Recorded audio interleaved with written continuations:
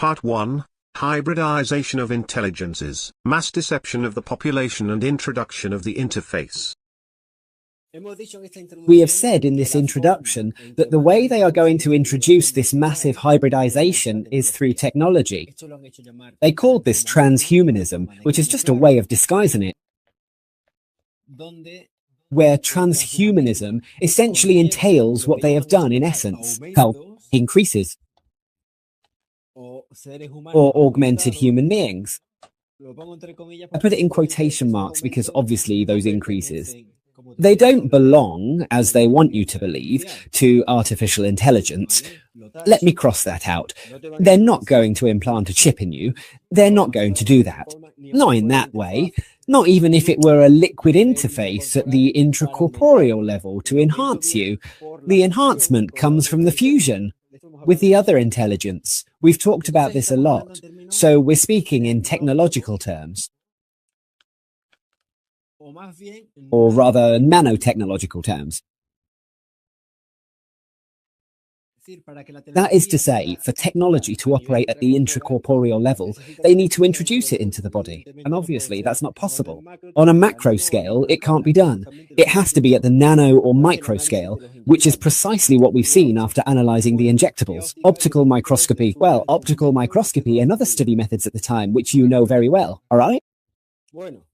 Right, over the course of not just these days, but also throughout last year and this one especially, there's been a noticeable rush, a sense of urgency in official circles, apparently to transmit certain specific signal qualities in what they've referred to as the K-band, for example.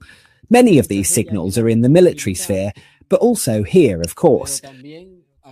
This includes the well-known 26 gigahertz frequency, because this is going to, specifically, from 26 gigahertz up to 40 gigahertz. When we look at the scientific literature, we see that we've talked a lot about the 26 gigahertz band since 2022, 2021, even 2023, referring to the fact that at 26 gigahertz, graphene moves, that the signal is amplified in the sense that it repeats more frequently, and that the absorption capacity of graphene and of self-assembly in more complex graphene-based structures increases. At this frequency of 26 gigahertz, it becomes much more efficient. It's a frequency that can be used and, in fact, is being used for the public gallery in the field of telecommunications. But that doesn't mean that this frequency has a specific use solely for all the purposes it is intended for. So we've talked about the capacity they will have to send certain 26 gigahertz signals via the Starlink satellite deployment, and a series of convergences that are happening over time, or astronomical events, which will make the conditions easier for this to take place. You'll remember that besides the famous graphene, which appears seasoned or functionalized with other metals, as in the study by Lorena de Blasi and Marcela Zangorin, this is the main key element due to its capacity to absorb electromagnetic waves, especially at these types of frequencies, which, as we will see later, is particularly interesting for what they want to achieve. There are also artificially self-assembled structures at a certain frequency. Micro-antennas appeared, which we will later see what they are really for. When we compared the images we saw under optical microscopy, specifically with those that appeared forming inside the dose from the Pfizer vial, for example, after it had solidified and dehydrated, micro-rectennas also appeared, or what could be diode rectifier bridges. So they would serve to convert alternating current into direct current, allowing this to function. And the micro-antennas, I'll say it now, would be to amplify the signal within human biology. Because within human biology, there are certain intracorporeal conditions, obviously, that do not exactly facilitate the emission or generation of that type of frequency. The body's ability to receive signals, given the water content in its tissues and the viscosity of the tissue, means the signal appears very weak. Their aim is to send send the 26 gigahertz signal directly to human biology, where this material is present. And this type of component, as well as the nano or micrometers, which were the ones generating MAC identification codes, and they still do. They changed every so often. We also found scientific literature and so on. Of course, the scientific literature we've consulted was apparently about establishing biosensors inside the human body to look after the patient's health, but that's what they tell us. This is actually aimed in another direction, for their own benefit, as they always do with technology, obviously. At the very least, these 4 components appear. There may be more, but at least we know what all of these are for, or what they really want them for, in relation to this band here, or with the 26 gigahertz, and with the hybridization process from a technological point of view, which is what's interesting. Part 2. Contingency plan and explanation of their agenda, mode of action and prevention, explanation and phases of the welding. This is a low-frequency square-wave magnetic pulse generator. I'm going to carefully put it right here, so you can see it clearly. This is something like, if we try to represent it, sending signals in a manner like this. They're not sinusoidal, as you might be used to seeing in other contexts, but rather, from a magnetic point of view, they be considered low frequency, but it's more like north, south, north. North, south, north, south. If we're at a frequency, for example, of 50 hertz, well, that would be 50 beats or 50 individual squares per second, which means that's the rate at which they occur. We're talking about the ability to generate this type of equipment. Building them is relatively simple because these kinds of circuits are already sold as electronic kits. We're talking about the possibility of acquiring it directly because these are already known as devices. For magnetotherapy, these devices emit signals that range in frequency between 0 and 100 hertz. Most of them are equipped with at least 10 different programs, and you can select a program that has an optimal sampling frequency, which, according to our research and findings, we have determined to be between 30 and 50 hertz. Now, you might be wondering, why exactly are we doing all this? This type of device is used for bursitis, for typical osteoarthritis pain, certain inflammations, and apparently or supposedly to soothe your pain. What they generate and are already manufactured to do are low-frequency square-wave magnetic pulses. So, what happens? We know that among those components that were called vaccines in those vials, graphene was a key element. Graphene can be aligned or magnetically polarized in response to certain external electromagnetic signals. So when we send a pulse of this kind, in principle it shouldn't harm anyone, except under some conditions that I'll mention later. What we do is literally misalign or disorient from a magnetic point of view, the graphene that is oriented towards an external signal. In this case, coming from mobile phone antennas. That is what generated the magnetism you are familiar with, which sometimes changed polarity, as you may recall. This is what caused spoons, metallic objects, magnets to stick to people, or for them to be measurable from an electromagnetic point of view. What we have found is that with this type of device, which also operates at a considerable frequency because the power is at least 50 Gauss, this means they have a strong magnetic pulse. What we have found is that the magnetic phenomenon, or the magnetic phenomenon we've talked so much about since May 2020, appeared, do you remember, first in the area of inoculation, then later in the solar plexus, and even in the nervous system, in the head. It was as if that material was being distributed and had a certain degree of affinity, precisely in the areas where there is the greatest amount of electricity in the body, which is in the organ that is eminently electrical, the heart, and in the nervous system. What we have discovered, with the tests that have been carefully carried out with this, or with this one initially, although this would be the same but with a bit more power, is that the magnetic phenomenon completely disappears, and the explanation is due to disorientation, which we cause to the graphene inside the body, which aligns itself with the external signal. So, in this sense, this would be an individual contingency plan, or a method of daily hygiene, let's say, to misalign that signal with respect to an external signal that might be sent to us. Presumably the 26 gigahertz, which seems to be the scenario that is being prepared based on everything we are seeing. The aim of disorientating the graphene, or misaligning it with the external signal, presumably, as I said, with the 26 gigahertz, which seems to be what everything is being prepared for, is ultimately to prevent, I'll erase again, to prevent the completion of self-assembly, such as,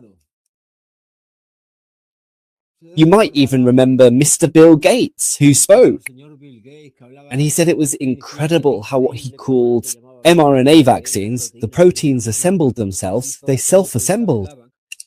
Obviously, we're not talking about protein here, except for any side effect it might have on human biology. We're talking about graphene-based nanotechnology. There are loads of articles, you'll see them later, or you can look them at yourselves, that talk about the properties of graphene and self-assembly into more complex structures, given a certain level of input signal, especially. The 26 gigahertz, or 26.5 gigahertz, which was the highest transistor grade for graphene, where it has the greatest capacity for absorbing electromagnetic waves. When we talk about self-assembly, in terms of the public gallery, they have widely called it reaching a technological singularity, a momentous and transformative event.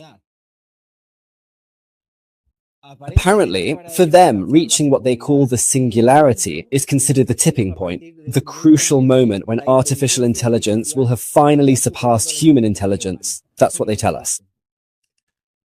The real translation is that, in the population as a whole, after the process of self-assembly has taken place, there will be a greater number of hybrids.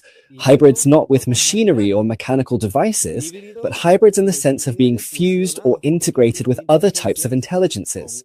With these individuals, there will be more hybrids than there will be human beings. That's why you've seen people saying that, thanks to advances in artificial intelligence, the singularity will no longer be reached in 2045, or even in 2030. It's likely to be reached in less than a year, as we saw recently. This is the real scope of it. Will there be more hybridized, or let's say hybrid, human beings in our world? To maintain the conditions for these hybrids, a series of measures will be put in place. For example, ensuring they have a suitable habitat, such as a 15-minute smart city, planetary terraforming, and that also action is being taken. Electromagnetization of the planet, aerial spraying with the capacity for all of this. Earlier, I mentioned to you all the magnetotherapy device. Obviously, it is not recommended, or rather, its use is prohibited. In people who have pacemakers, because we're talking about devices capable of emitting very low-frequency magnetic pulses, but which will interact with this type of equipment. Implants, such as those who are using insulin pumps for medical reasons. Pregnant women, because there are currently no available studies or sufficient research on how it might potentially affect health. This applies both for the mother and the developing fetus, or for any other medical device that is implanted within the body. Let it be clear what self-assembly means, which is the objective. Self-assembly is achieved with that signal at 26 gigahertz.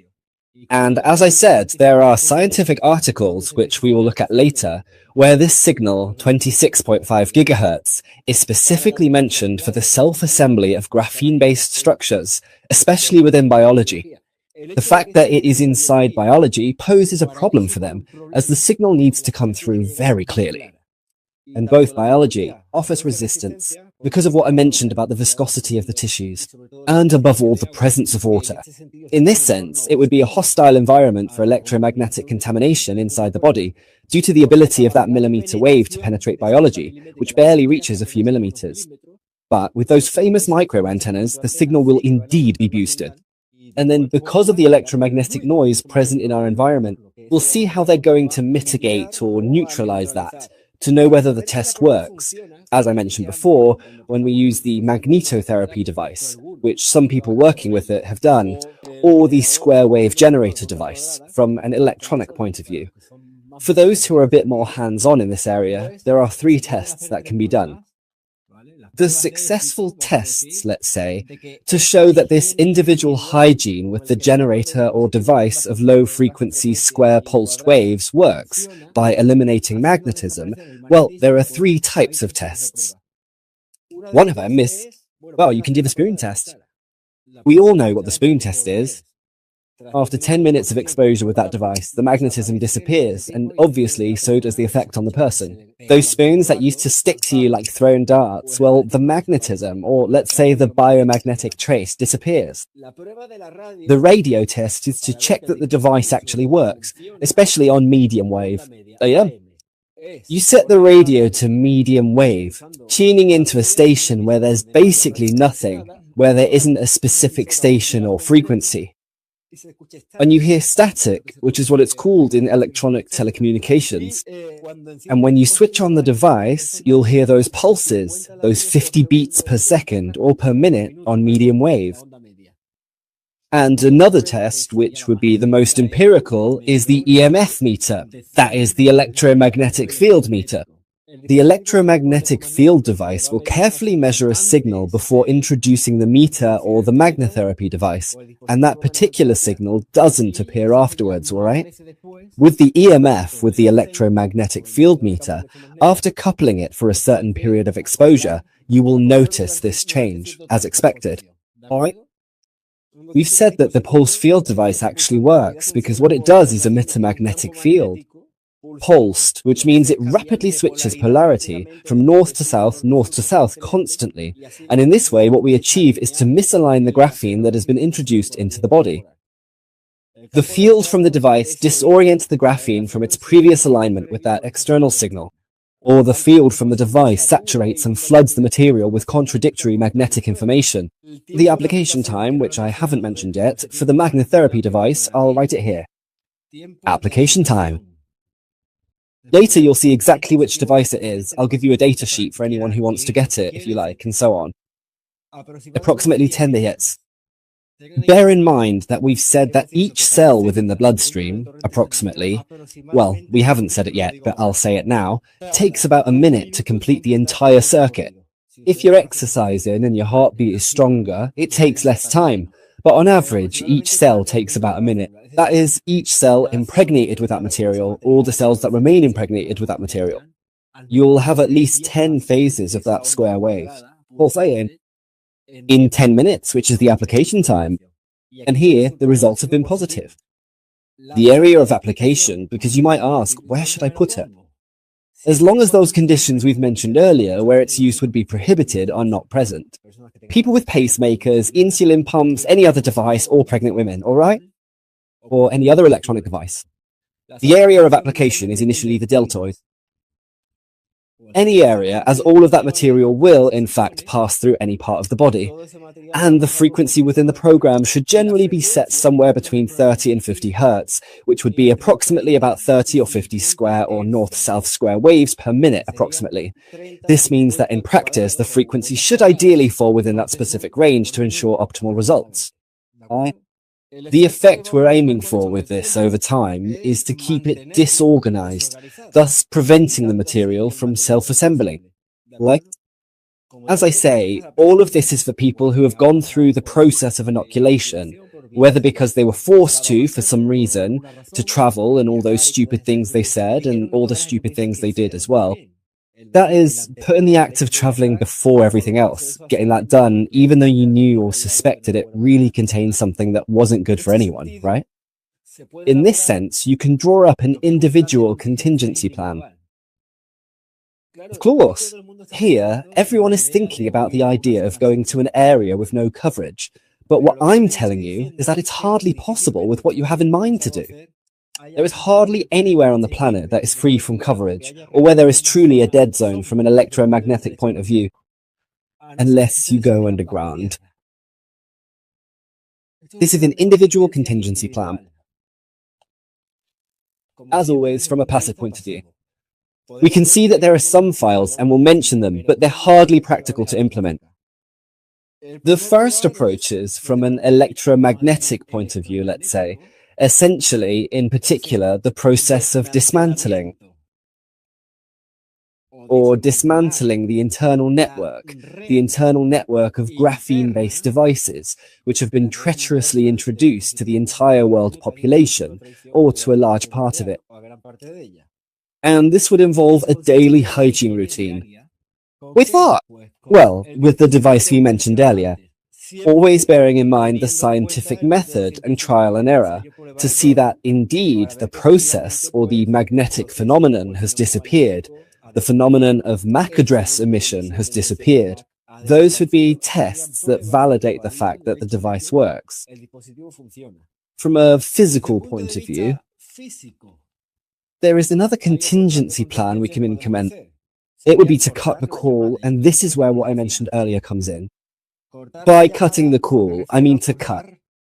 The call is the one that will probably take place on the 12th of August, almost certainly on the 12th of August 2026. Which is that signal? 26 gigahertz aimed precisely at human biology, specifically at those devices with the potential capacity for self-assembly, and to reach that singularity I mentioned in the introduction. To cut the call, there are two ways to do it. There is an active way, which would be more about taking action rather than just defending ourselves, and a passive way, which is a form of protection. This would be like a seatbelt, meaning it minimizes the harm done to us as much as possible. As for the active method, the two techniques I'm about to mention, no one should even think of using them, but just so you're aware, are strictly prohibited by law. One of them is what's known as a spark emitter, or generator, which I'll quickly explain to you. And the other is a frequency inhibitor, or jar. Regarding the second one, they are prohibited by law. What they do is emit noise, what's called white noise, across the entire electromagnetic spectrum, to the point that they overwhelm any other electromagnetic signal. They're for the exclusive use of the police, economic forces, state security, and the military. Specifically, to maintain the secrecy of communications, or at certain events where it is considered that specific and particular frequencies might be used. Alright? This is punishable by law. Another thing is that on the famous day, you see there's a power outage, and that indeed they're going to do it. If it coincides with the signal from the eclipse itself, then you'll have to be alert. Whether I use it or not is another matter. And then there's what is known as a spark generator or emitter. These started to be banned from 1929 onwards. I'll tell you why. This consists of a small battery. It does not have to be very big. A 12-volt battery, a high-power transformer, even one from a car ignition will do. Cars, a capacitor to store that energy, and what's called the exploder. It's a very simple circuit. The exploder. It basically works by having the high voltage, 25 or 30,000 volts, ionizes the particles in the air, which generates an arc. The exploder is made up of two semi-hollow electrodes where that spark forms. That electric arc, in fact, is the very principle behind radiotelegraphy, or wireless communication. It was the experiment of Hertz and also of Marconi in that time. That signal, that small arc, no matter how tiny, at the moment it ionizes the air particles, especially if the electrodes are set up as an antenna, can generate signals that travel from meters to kilometers. The Titanic, for example, had one that reached a radius of 500 kilometers. It were banned from 1929 onwards because of all the interference they cause within the electromagnetic spectrum band. They make so much noise that, with nearby objects, it will almost certainly, not almost, but definitely, destroy electronic devices like mobiles, tablets, computers, and so on. The further away you are, as you move closer to or further from the epicenter of that arc, although the devices won't stop working altogether, they will malfunction due to the electromagnetic noise it introduces. These two types would be ways of shielding or neutralizing the signal through electromagnetic noise, so to speak. The other option, the passive one, is through protection methods that you know very well. For example, Faraday cages, right? When I talk about Faraday cages, you might be thinking about isolating your room or even isolating your entire home by using metal sheets or certain types of specialized paint, for example, metallic paints, which also exist, or by using meshes, where the mesh size is such that it doesn't allow certain millimeter wavelength diameters to pass through. In these situations, the effectiveness of the shielding depends on the specific materials used and the size of the openings in the mesh. You can make Faraday cages yourselves. I've mentioned both your room at home and your whole house, or even your own body. So how do we do it for the body? Well, with what we call anti-radiation closure, or you can even make it yourselves. Aluminium foil is very effective for shielding against radiation. What I would protect here are two vital organs, which are precisely where graphene tends to accumulate. A vest for the heart and a cap for the central nervous system for our brain. Now you'll understand why they've made people with the silver cap look a certain way, like the crazy conspiracy theorists in certain fiction films. Faraday cages, but you can also let the radiation reach you and then discharge it directly using what's called grounding or earthing. It's the most antioxidant thing there is. To earth yourself correctly. Bear in mind that graphene seeks, let's say, the earth connection precisely through the nervous system, where there's a small amount of electrical energy, which in this case is the cardiac electrical system, or the central nervous system. That's where graphene 1 grows in that direction. It's as if it were trying to find an earth connection. Well, radiation ultimately can be discharged by grounding or by shielding the building, the room, or even the body itself. This can be achieved with the mechanisms and methods I've mentioned to you earlier. Another option would be to go, let's say, on those particular days when exposure is expected to be higher, 10th, 11th, 12th of August, to what we can call shadow zones, or areas where the coverage is minimal or of very poor quality. These are areas where there's no coverage, where it's difficult to make mobile phone calls. What problem do we have with this? That it might work for us now, but the intense rollout that's happening, especially via satellite, won't allow for even a single dark spot on the planet. Basically, the problem we have is called Starlink satellites. And when it's not the Starlink antennas, within the population there are certain cells, which they've called small cells, that will repeat and retransmit the signal in areas where the mobile phone antennas simply can't reach. Bear in mind that in principle, the coverage that mobile phone antennas can offer simply won't exist, since there will be a power outage. We'll see that now. But this can be done from space, and for those of you who say that satellites don't really exist, I don't care whether they're satellites or weather balloons. In fact, during the periods when that so-called fashionable disease appeared, it coincided with the emission and sighting of that type of satellite in most parts of the world. At other frequencies, most likely. These are frequencies that align with the objectives of their agenda, which cause certain havoc in civilization and will be justified as pandemics and so on. Each frequency in each leap, or technological implementation, every technological quantum leap has been related to the self-assembly of that technology and its prior implantation. And the 26 gigahertz. It's the final phase for all of this. So the Starlink satellites and the more than 9,000 or so currently active and the over 10,000 that will be in place by 2026, by mid-2026, will ensure that the entire planetary area will have practically full coverage, meaning there won't be a single area, except underground as mentioned before, that is free from the transmission of that signal. We've talked about an individual contingency plan, electromagnetic, physical, and of course there's one more we're missing, which is the chemical one. In the chemical shielding we can create, we are talking about biochemical cleansing. And how do we do this? Well, it's simple. Protocol, and now I'll explain.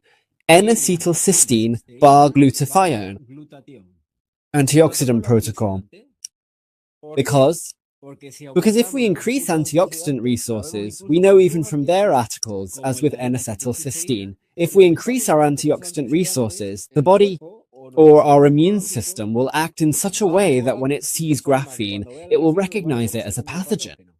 Therefore, on the one hand, it will gradually break it down, and on the other hand, those parts that it can break down will, over time, eventually be expelled from the body.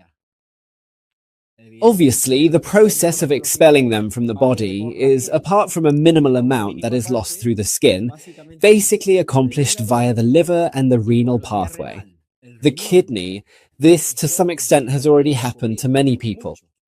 That's why there have been so many problems with this, which have led to the well-known cases of hepatitis, in other words, inflammation, that have been blamed on something else. And I don't want to talk to you about that. Go to any consultation and you'll find everyone has kidney stones, gallstones, in short, the body's detox organs working to eliminate or expel foreign material that enters the bloodstream and is also filtered by the kidney. Renal function. Of course, wherever all that passes through, if it remains there for a long time, it causes damage. It's a good thing to expel it this way, but that doesn't mean there aren't people who end up with colon cancer, small tumors, and so on. So, the individual contingency plan from the electromagnetic point of view is to dismantle the internal network using a square wave magnetic pulse generator, as we've already discussed, or the magnetotherapy device. Mind you, we're talking about people who suspect they have this technology inside them because they exhibit the magnetic phenomenon. Here, you can test it from a physical perspective. And the cool, we can practically forget about the active part, but when it comes to the passive part, we do have some capability, shielding the home or escaping to an area, preferably underground if possible, like a bunker. 3 to 4 meters of earth could work. And of course, chemical. Combine all three actions. Biochemical cleansing, the N-acetylcysteine protocol is better taken directly than glutathione directly. Why? Because N-acetylcysteine is a precursor to glutathione. In other words, it makes the body produce glutathione internally. If you take glutathione directly, your body will absorb very little of it, especially from a gastric point of view. I'm going to show you the article I mentioned here. Here it is.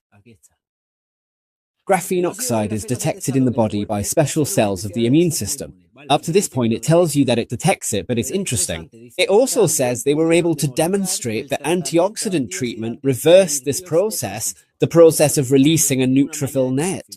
In a complementary study, it was shown that graphene oxide degrades just like bacteria and other pathogens. In other words, what antioxidant treatment does is exactly what I said.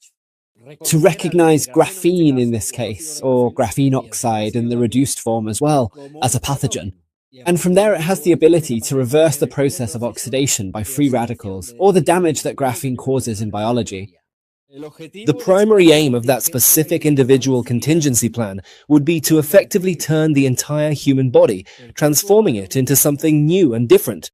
Even if it is carefully and deliberately implanted in an environment, specifically a hostile one, which in fact is already inherently hostile by default to the introduction of nanotechnology, to the very concept and existence of nanotechnology itself, the challenges remain significant.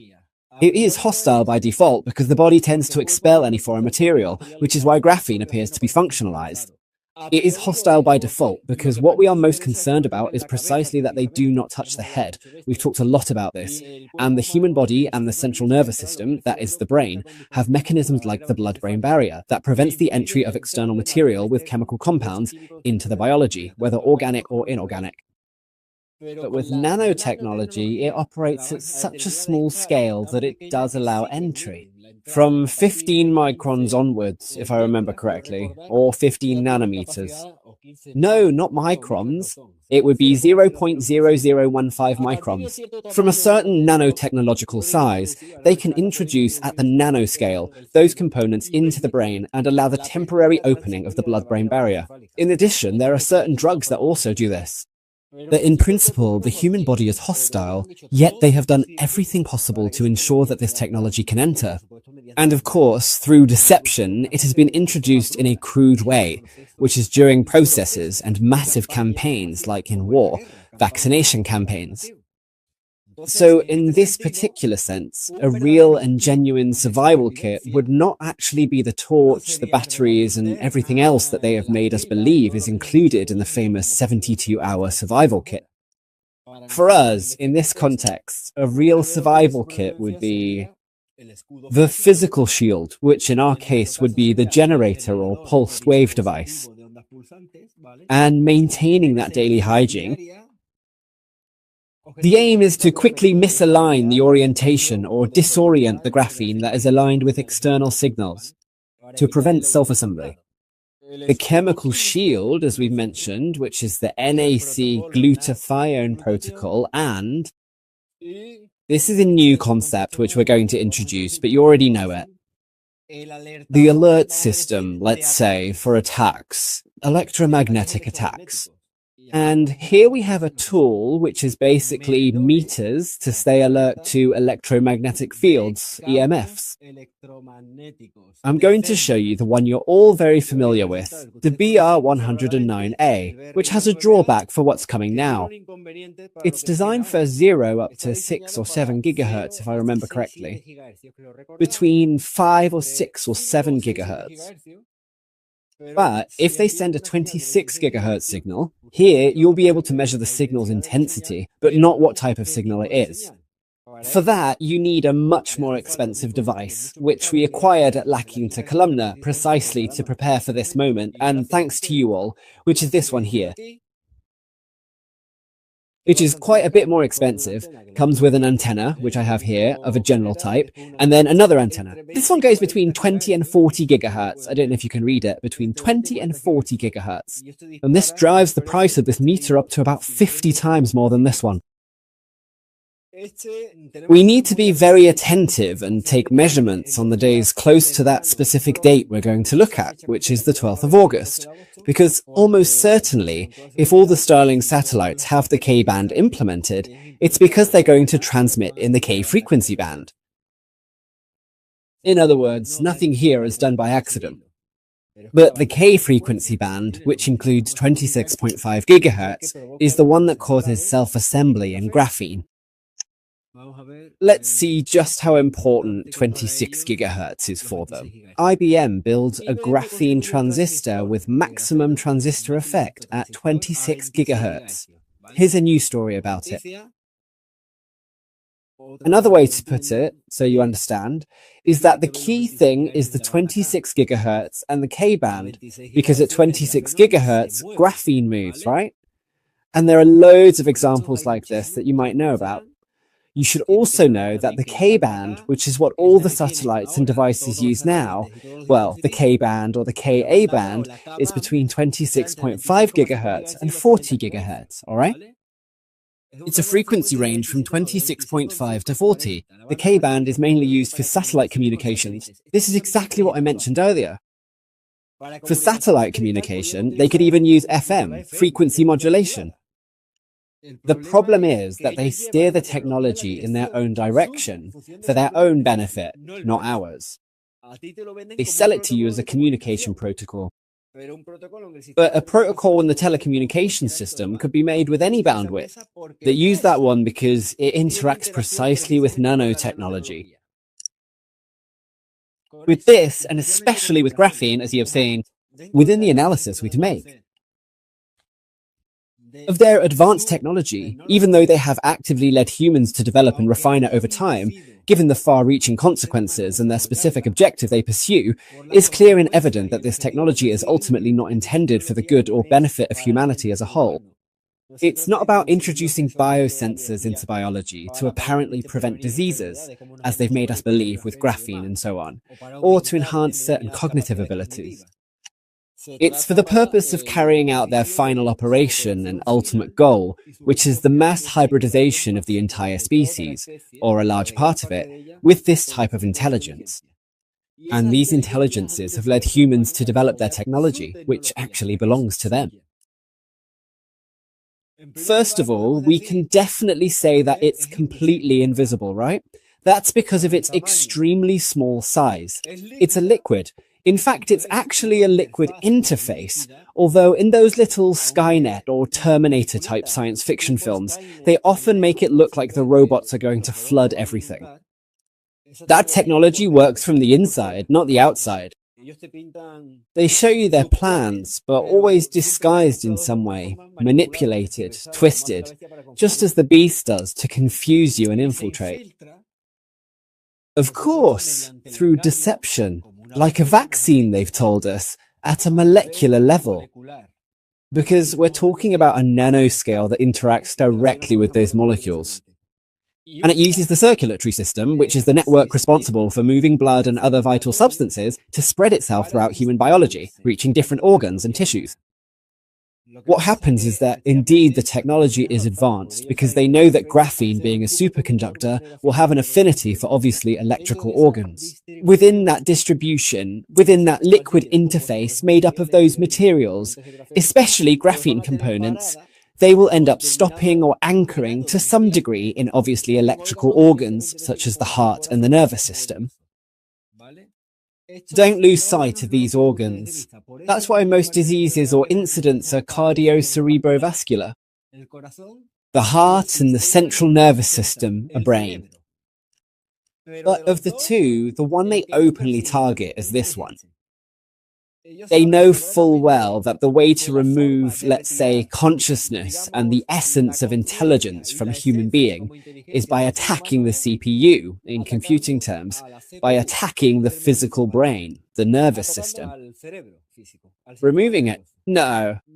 By interfering with all these synaptic neuronal processes, they have the ability to take control of the body.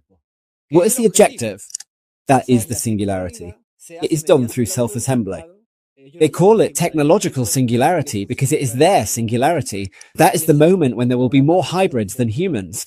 Obviously, they are not going to do this piecemeal. When they do it, they will do it all at once to the entire world population or to as many as they can. It's self-assembling, meaning that it possesses the remarkable ability to assemble itself and to form more complex structures from simpler elements.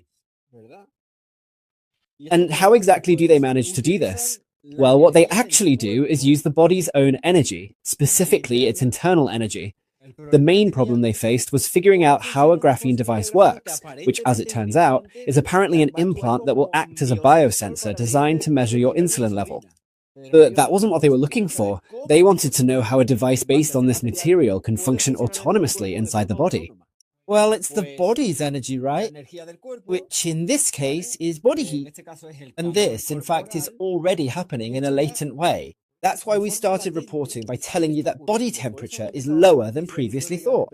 That's why they've started releasing news telling you that body temperature is lower than previously thought. It was thought that it was close to 37 degrees Celsius, but now they say it's half a degree less. There are probably attempts to erase what has been the basic premise for a century and to eliminate the traditional idea that we're close to 37 to now tell us that we're closer to 35.5 or 36. That part of the dissipated heat would come precisely from the body's energy to power that type of device. Another way to power, technologically speaking, these types of graphene-based devices is glucose. Using the glucose present in the bloodstream, which is basically just sugar, to power that type of device. This, as we've said, involves using the body's energy, but also external signals. An external signal, through the principle of resonance or resonant capacity, can induce a small electric field in devices, in this case those based on graphene. Among them, the 26 GHz or 26.5 signal, it's basically the same. The more complex structures formed by small filaments, for example of graphene oxide as we've seen in injectables, can be single or multi-walled carbon nanotubes, or nanoantennas or microantennas.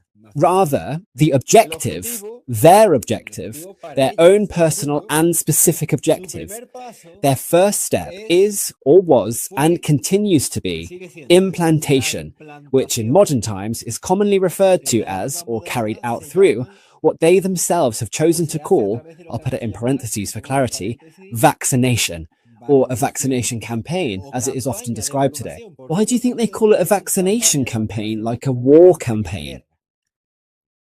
In reality, we are in an intelligence war.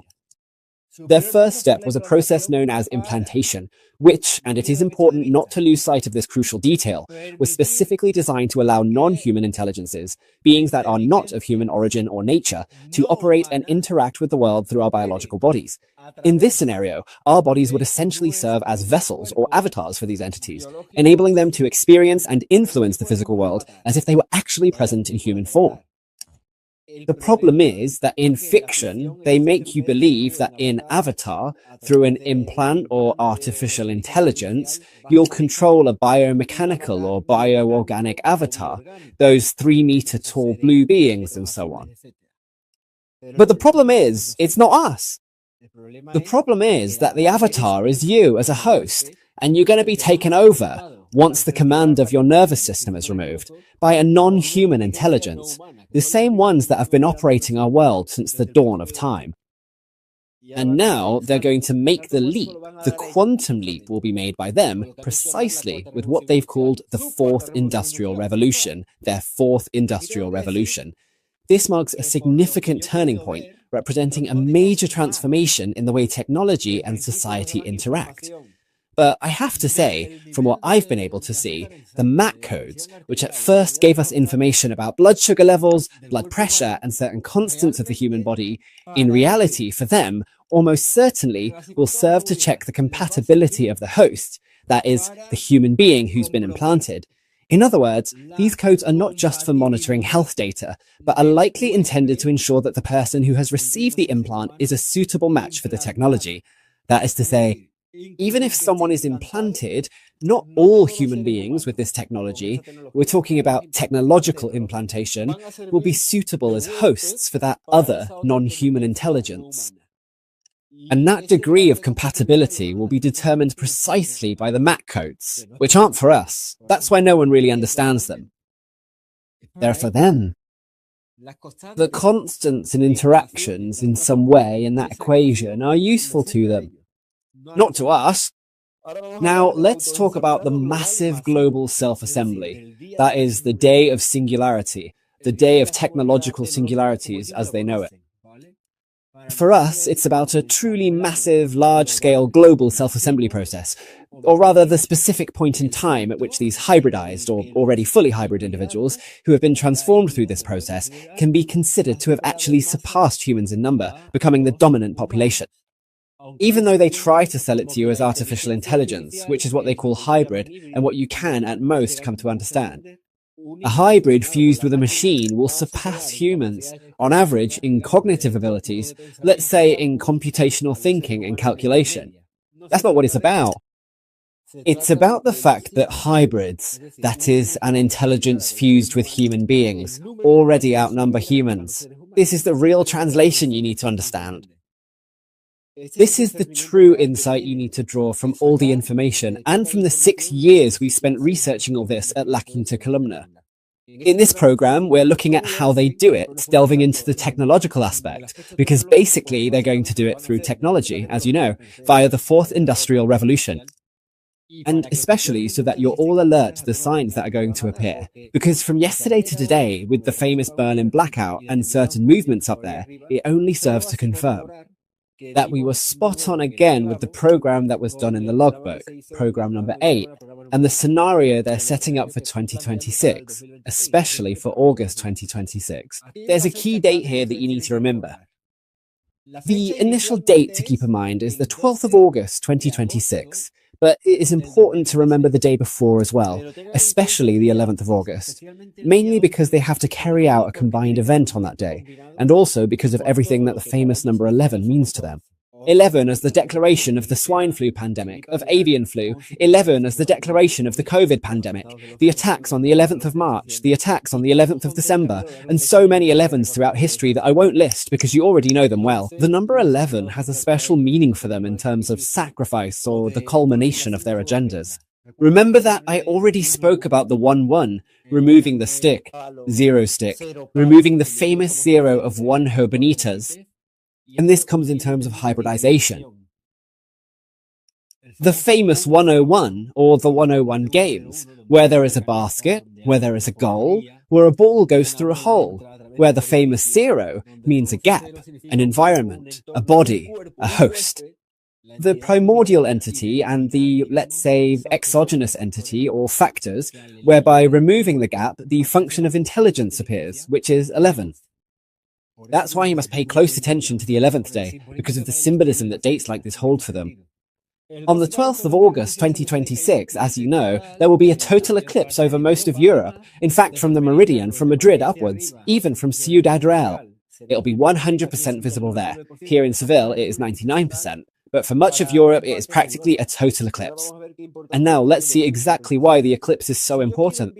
If I want to send a clear signal to human biology, in this case at 26 gigahertz, breaking through the barriers or difficulties posed by the hostile bodily environment in terms of tissue biology, their viscosity, and especially the presence of water, we'll see how they plan to overcome these challenges.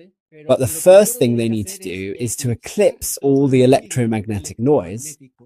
Obviously, sending a clear signal at 26 gigahertz cannot actually be clear when there is a tangle of electromagnetic waves from different broadcasting channels at different frequencies. There's an electromagnetic soup, so to speak, on the planet, and we can't send a clear signal at 26 gigahertz or at any other frequency while all of this is switched on. It's as if we're trying to give a speech, I don't know, like what we're talking about here, at a concert where there are 500 decibels. It's impossible for anyone to hear you. So the problem they have is electromagnetic noise. Especially electromagnetic noise. We're not talking about acoustics, we're talking about waves. How are they going to manage that? Well, there's a perfect opportunity to shield against electromagnetic noise. Electromagnetic noise, in this sense, for them and for us, has two components. There's an internal component to electromagnetic noise, which is the noise from the planet, let's say, the one we ourselves can emit. The noise from the planet, meaning all telecommunications devices especially, but also electromagnetic fields coming from electric generators. That creates an internal broth, an electromagnetic soup that, if you could hear it, would drive you mad. This is the internal noise of the planet. And then there's a noise, let's say, electromagnetic, that comes from outside. External, let's call it, which is the noise that actually comes from the sun. And you might ask, does the sun make electromagnetic noise? Of course it does. It is the biggest source of electromagnetic pollution or noise that reaches the Earth directly, at different frequencies and in different emission bands that cover the entire planet. Virtually the whole spectrum, from the ultraviolet light, infrared, even gamma and X-rays, and further down, of course, all types of microwaves, the K-band, the Q-band, and so on. But of course, so how am I going to send a 26 gigahertz signal? I can send it, but for it to be clear to human biology, and considering all the difficulties I have inside the body, knowing this in today's program helps us realize how they are doing everything. All the moves you are seeing, apparently the news says it's for one thing, but really it's all for this. How am I going to send a clear signal under these conditions? Well, look at what they're going to do. On the 12th of August in the year 2026, there will be a total solar eclipse, which means that the sun's source and the solar electromagnetic noise will be practically reduced to zero for at least a full 10 minutes, more than enough time to send that crucial signal.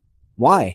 Because the photonic emission, and this is something they do very well in the telecommunications department at Javidia, which ionizes the ionosphere, which is precisely why it's called that, when there's an eclipse and the moon acts as a cover, so to speak, radio communications are going to have a lot of problems, and communications on any band of the electromagnetic spectrum are going to have a lot of problems. In short, the eclipse is not just about light, about the sun, it affects a large part of the electromagnetic spectrum.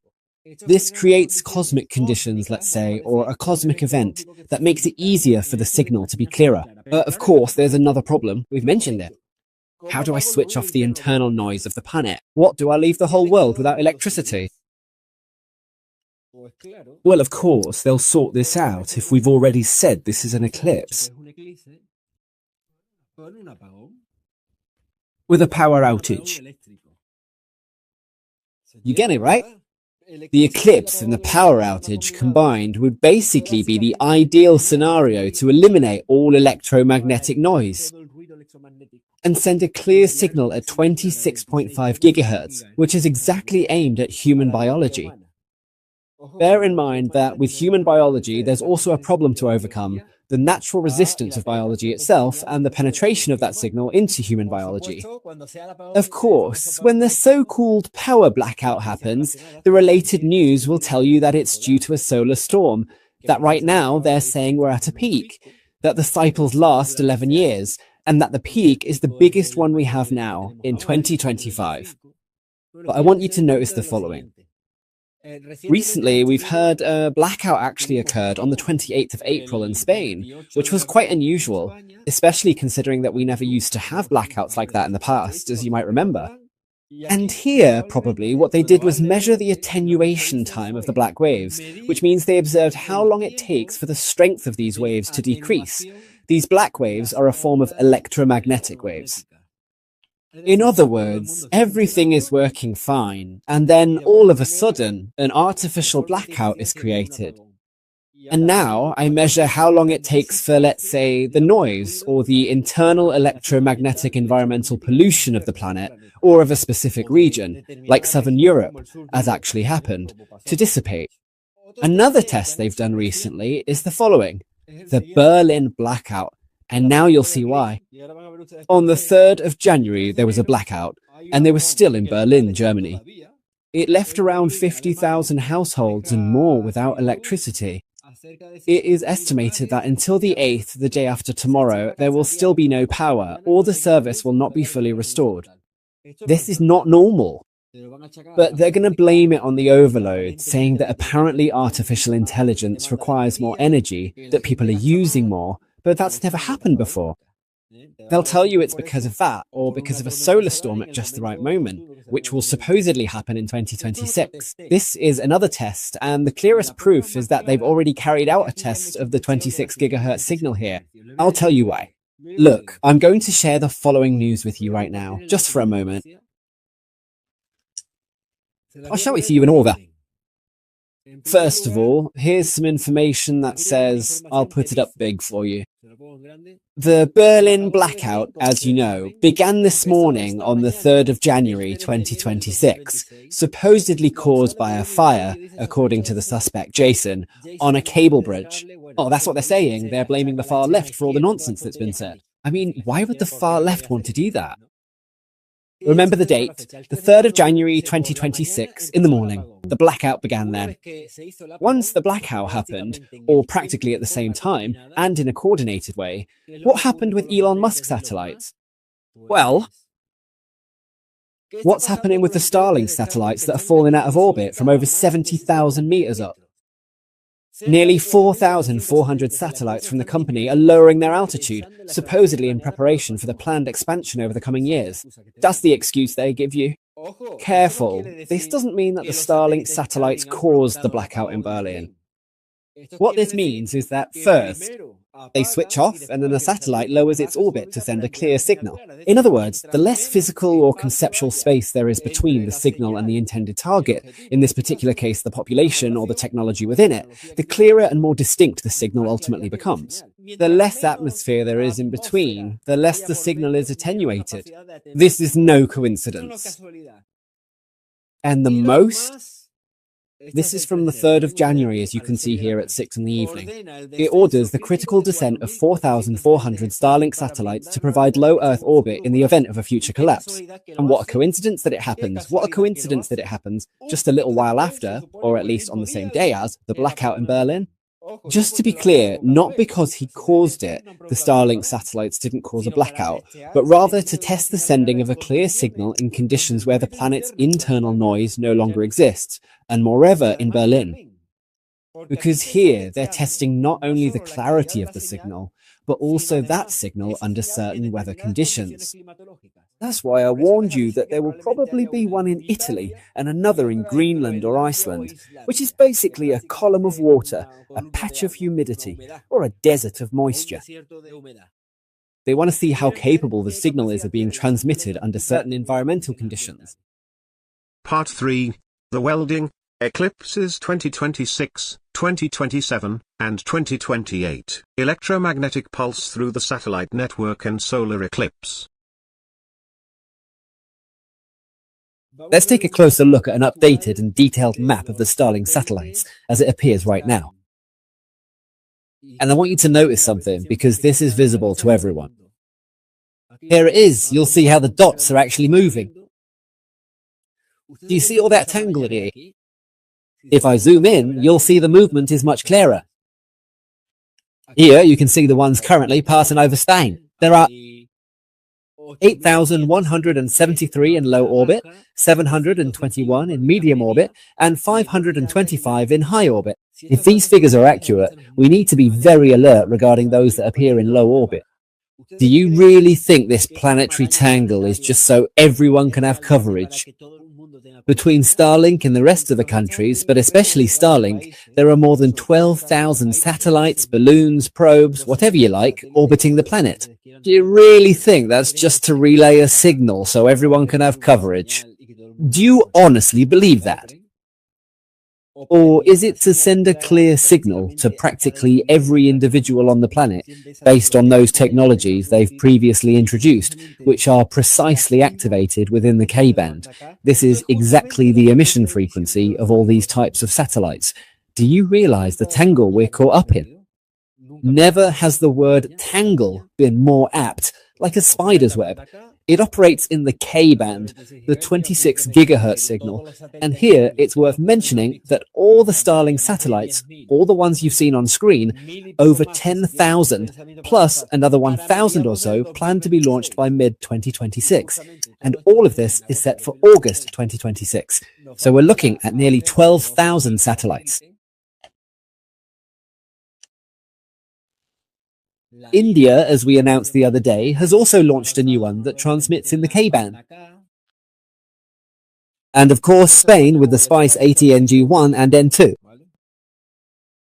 We've already talked about the famous 3 days of darkness, but this is important. What we've added that's new is the following.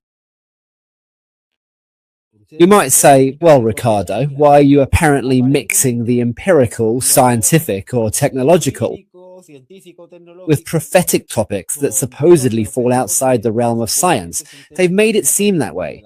We're going to connect all of this, because in the famous 3 days of darkness, let's say it's information they give us, but distorted. In other words, these are already hybridized people. Take the case of the girls from Garabandal, where supposedly the Virgin was speaking. We already know it wasn't the Virgin, or that so-called Baba Vanga, as I've mentioned before or written elsewhere.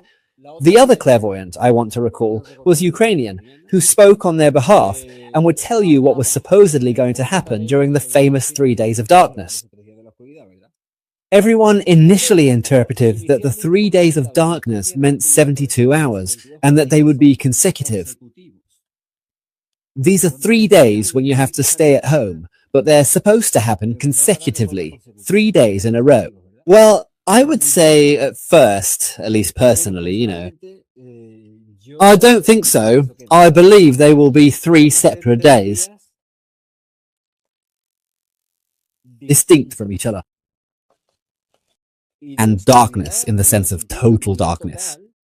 Why? Because of the combination I mentioned earlier, an electrical event plus an eclipse. In that sense, let's say there are 3 phases of operation.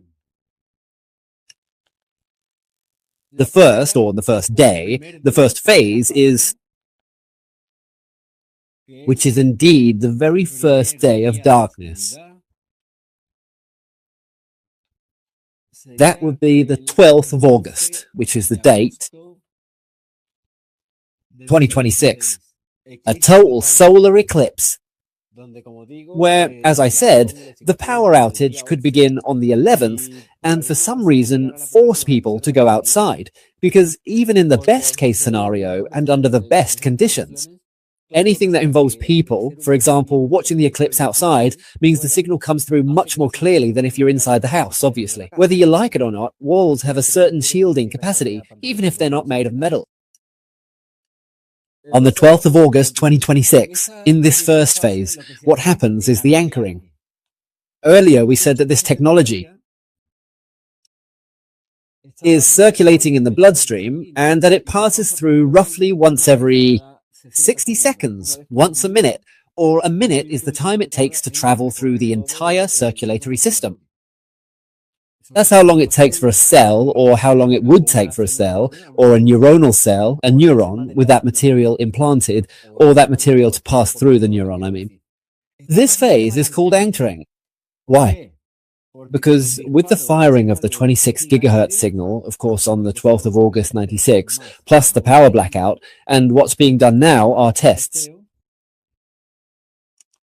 With these 26 gigahertz, what you actually achieve is basically to anchor the graphene, or that self-assembling technology, to firmly anchor it to the nervous system, specifically to the neurons, really. Central nervous system, right? A second phase, which is, or which would be, the same as the second day of darkness. What a coincidence, eh? But you can actually check it already if you want, and it would also be on the second day of August in the year 2027, which is when there will be another total solar eclipse happening. Of course, we make it coincide again with a power blackout, or rather, they make it coincide with a power blackout. And we call that phase the charge. Once the technology is firmly anchored in place, it must communicate with the external infrastructure, right? Once the nanotechnology is anchored, well, among other things, it interacts with the neuronal synapses, breaking the neuronal synapses, introducing new information. Not the technology itself, but these intelligences through the technology. Then comes the second phase, which would be the charge, which is to make it interact, let's say, with the external infrastructure, which would be smart cells, mobile phone masts. Now, yes. That is the concept of the 15-minute smart city. Here, once it is anchored, the hybridization process begins. And in the second phase, let's say, the charging phase, it means they are directly in a more suitable habitat.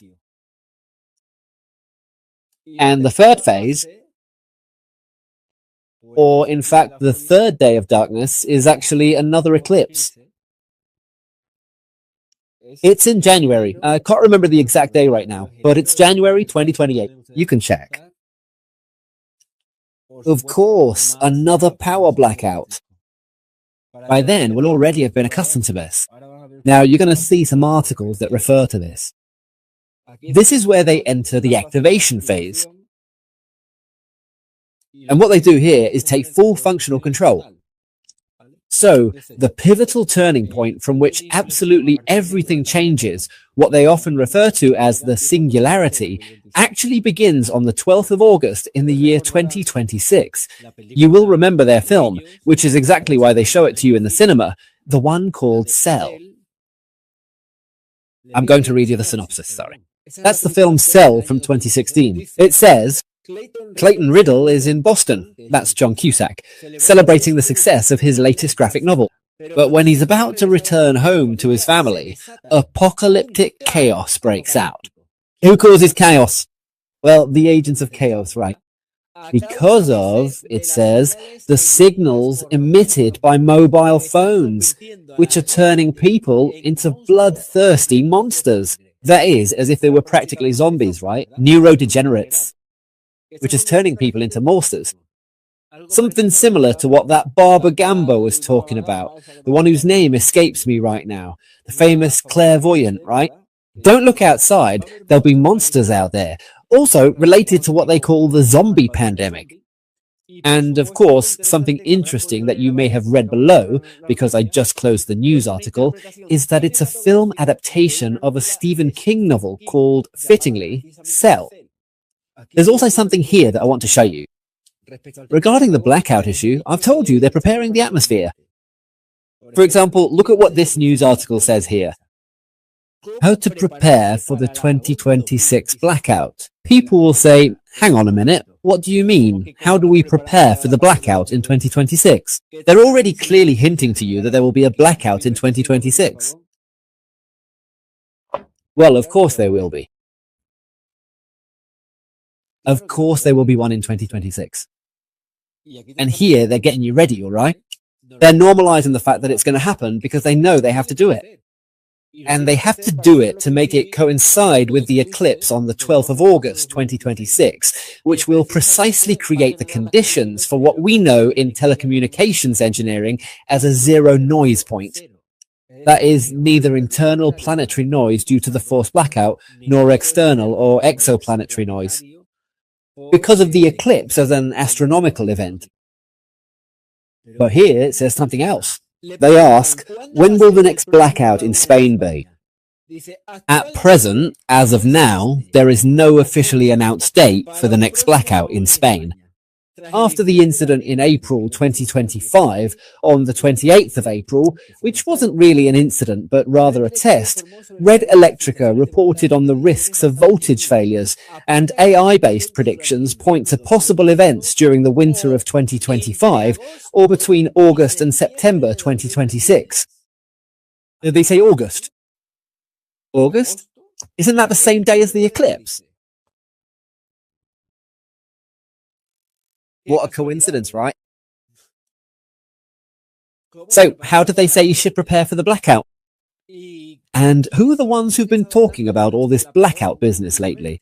Well, the usual experts. Would you look at that? Bill Gates and Elon Musk are now warning the public about the possibility of a global blackout. They claim that this event is very close to happening and has a specific deadline. They've even mentioned the month of August in the year 2026 as a potential time frame. And why Bill Gates? What connection does the famous Bill Gates have with all this? We all know who he is, don't we? What connection does Mr. Elon Musk have with this, and with the web of the famous 26 gigahertz signal? Well, he's certainly not the Antichrist. I don't think he is anyway. He doesn't follow the protocol, but as for preparing the way for the other to come and take the throne, he's certainly doing a very good job of that. And they're very close now. And they even talk about a global blackout, when this phenomenon couldn't even be explained by what they call a global magnitude event, which is a solar storm. Because it would affect one part of the planet, but not the other, or at least not as much. In other words, even in those kinds of events, a blackout couldn't be global. So why do they talk about a global blackout? How many news stories have you seen that are clearly lies, with Mr. Elon Musk lying to all of humanity? Because these people are quite literally already declared as such. Even Elon Musk goes so far as to say that he is an extraterrestrial, and we already know that alien refers to a hybrid of these characteristics, but people don't take it seriously. How many times have you heard news stories about them saying that AI is consuming a lot of energy and that it's very likely there will be a blackout with the current electrical infrastructure? They are preparing the ground for a global blackout because they know it has to be done under conditions of zero electromagnetic noise, as I mentioned earlier. And it's not very difficult to reach that conclusion. This information comes from our own minds, from thinking with real information and investigating using our own handling of information, not what others feed us.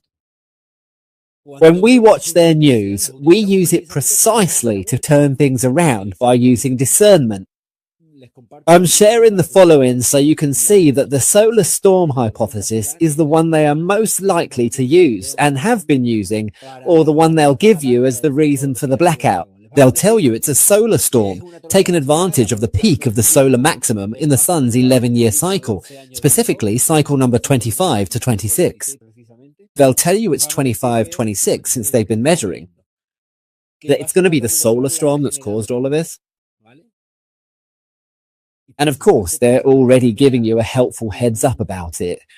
One possible consequence or side effect of a solar storm would be what is known as a supposed aurora borealis, which occurs due to the ionization of the Earth's magnetosphere, or the direct arrival of solar plasma from coronal mass ejections hitting the Earth's magnetic field. And they're preparing you for that as well. For example, this news article says 2026 will be an exceptional year for observing the northern lights, thanks to the solar maximum. In other words, there will be solar storms. And if there are solar storms, what have they told us before could happen? They've told us before that there could be power blackouts, haven't they? You see how they got everything prepared down to the last detail, which is the title of today's program. Earlier, we talked about more threads about Mr. Bill Gates and his connection to all this, which is more than evident because he himself has brought it up, hasn't he? In the first year of research, he talked a lot about that. It wasn't the important thing about Elon Musk. You lot have to see this right here. Elon Musk talks to us about the interface in the brain's neocortex connected to artificial intelligence. The official cover is called Neuralink, and apparently it makes us believe that it's voluntary. However, he acknowledges that there are 2 restrictions to be removed in the introduction of this interface. Here's something very important. When we talk about the official cover story, it's Neuralink. It makes you believe that in order to have cognitive enhancement, you need to have a chip implanted in your head. In other words, there's a surgical procedure or something similar, and you voluntarily agree to have an implant inserted. That's just a cover-up. Why? Because precisely through deception and trickery, they've already introduced a liquid interface into your veins. And in this interview, he refers precisely to that. The procedure by which the entire human population has been implanted, which was the preliminary step before hybridization, the second stage, you all know very well how that happened, don't you? There's no need for me to describe it, nor to mention how many analyses we've done on it, both using microscopy and other X-ray diffraction techniques in various parts of the world even. The restrictions on entry and exit. The fundamental limitation is input-output. So he also acknowledges that the restriction on entry is sold via injection because it can travel through veins and arteries with direct access to the neurons. I mean, there are a few ways to approach this, but some sort of interface directly with your cortical neurons particularly. But doesn't that imply surgical insertion? Not necessarily. You could go through the veins and arteries because that provides a complete roadway to all of your neurons. Right? It couldn't be any clearer. He's literally told you to your face. There's no need. In other words, he was telling you Neuralink is a cover-up. We can reach the neurons directly through veins and arteries.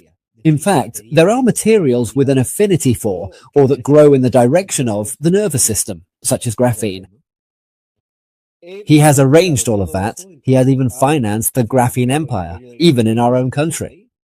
Ask at the meetings with Carolina Raguiar. We studied all of that at the time. And what's more, it provides the 26 gigahertz signal, which is the highest level of excitation for graphene, at which graphene moves and generates self-assembly, which is its famous singularity, meaning the hybridization of the population. Therefore, you are, in effect, practically just a pawn, a complete nobody, an unthinking automaton, essentially a basic prototype of what we have today in a very high percentage, but it's going to increase even more with this operation involving the famous 26 gigahertz on the 12th of August. The 3 days of darkness, what Quinta spoke about regarding the girls of Garabandal, because it's the same thing. It's the same thing, where factor E is manifested both from a technical point of view and from a prophetic one. We understand it now. Regarding the topic of water and tissues, this is interesting, so I'm going to write it down on the board. The function that water has in the tissues, well, apart from keeping the body hydrated, for them, water in the tissues basically makes the environment, in this case the internal environment of the body, hostile to the implantation of their technology. Or rather, once the technology is implanted, it interferes with the clarity of reception of signals from intracorporeal devices. Water for them doesn't get along well with electromagnetic waves, not even with 26 gigahertz, even though there is some capacity for penetration into biological tissue or anything like that. How have they solved this? Well, they've solved it by placing those famous little dots carried by the graphene, which were those well-known little squares. Well, those micro-antennas, which also appeared described with the same shape and size in the scientific literature, and which Kempray also described as being pink, if I remember correctly, where they appeared. What those famous micro-antennas are going to do is amplify the 26 gigahertz signal within the intracorporeal biology. So a weak signal is amplified by those micro-antennas each time they are powered by glucose, by an external signal, which is what they have now, and they keep it in a latent state, let's say, or with body heat. The antennas, or micro-antennas, which in turn use micro-rectenna diode bridge rectifiers, which we also saw, right? And they also appeared in the literature, and we saw them within Pfizer's biological studies, even in the blood analyses of vaccinated individuals. They are going to serve to amplify the 26 gigahertz signal within the biology. This is how they overcome the problem of water in the tissues, and the viscosity that water gives to the tissues, which would otherwise make the signal reception unclear. This is becoming clearer than water. What we need to do now is stay alert. I always say that we should keep this information in mind, that you should question everything that has been said here on La Quinta Columna, despite the trust you may have in us because of all the time we've been broadcasting and the great successes we've had in the cast and continue to have. Put all that information in quarantine, analyze it for yourselves, use your discernment. Any doubts you have, try to clear them up.